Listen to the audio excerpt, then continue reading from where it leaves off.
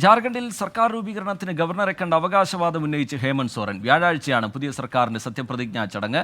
നടപടികളുടെ ഭാഗമായി ഹേമന്ത് സോറൻ മുഖ്യമന്ത്രി സ്ഥാനത്ത് നിന്ന് രാജിവെച്ചിട്ടുണ്ട്. ആർ അച്യുതൻ വിവരങ്ങളുമായി ചേരുന്നുണ്ട് ഡൽഹിയിൽ നിന്ന്. അച്യുതൻ, വ്യാഴാഴ്ച സത്യപ്രതിജ്ഞ എന്ന വിവരം പുതുതായി പുറത്തുവരുന്നു. ഈ മന്ത്രിസഭാ രൂപീകരണം അതടക്കമുള്ള ചർച്ചകൾ അന്തിമഘട്ടത്തിലാണ്. പുതിയ വിവരങ്ങൾ എങ്ങനെയാണ് അച്യുതൻ?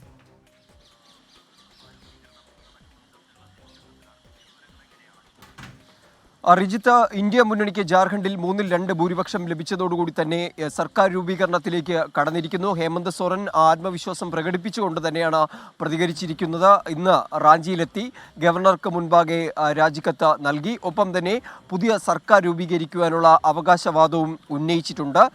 മാത്രമല്ല, ഇതുമായി ബന്ധപ്പെട്ട സർക്കാർ രൂപീകരണവുമായി ബന്ധപ്പെട്ട ചർച്ചകൾ നടക്കുന്നതായി കൂടി ഹേമന്ത് സോറൻ അറിയിക്കുകയാണ്. ഇന്ന് ഇന്ത്യ മുന്നണിയിലെ നേതാക്കൾ പങ്കെടുത്തുകൊണ്ടുള്ള ഒരു യോഗം കൂടി റാഞ്ചിയിൽ ഹേമന്ത് സോറന്റെ വസതിയിൽ ചേരുന്നുണ്ട്. അതിനുശേഷം ഒരു അന്തിമ ചിത്രത്തിലേക്കായിരിക്കും കാര്യങ്ങൾ കടക്കുക. നിലവിൽ വരുന്ന സൂചനകൾ പ്രകാരം കോൺഗ്രസ് 5 മന്ത്രിസ്ഥാനങ്ങൾ ആവശ്യപ്പെട്ടതായുള്ള ചില സൂചനകളുണ്ട്. അതിലെങ്ങനെയായിരിക്കും JMM അത്തരം കാര്യങ്ങൾ സ്വീകരിക്കുക എന്നതുണ്ട്. കാരണം ഇന്ത്യ മുന്നണിയെ സംബന്ധിച്ച് JMM നയിച്ച ഒരു തെരഞ്ഞെടുപ്പാണ്. JMMന്റെ ആ ഒരു പ്രചാരണം, അതിൻ്റെ ഒരു പ്രചാരണ ചൂടിലാണ് കൂടുതൽ സീറ്റുകൾ ഇന്ത്യ മുന്നണിക്ക് നേടാനായത്. അപ്പോൾ അതുകൊണ്ട് തന്നെ JMMന്റെ തീരുമാനങ്ങളോടും അവരുടെ നിർദ്ദേശങ്ങളോടും ഒരുപക്ഷെ മറ്റു പാർട്ടികൾക്ക്, ഇന്ത്യ മുന്നണിയുടെ ഭാഗമായി നിൽക്കുന്ന പാർട്ടികൾക്ക് വഴങ്ങേണ്ടി വരും എന്നതും മറ്റൊരു വസ്തുതയാണ്.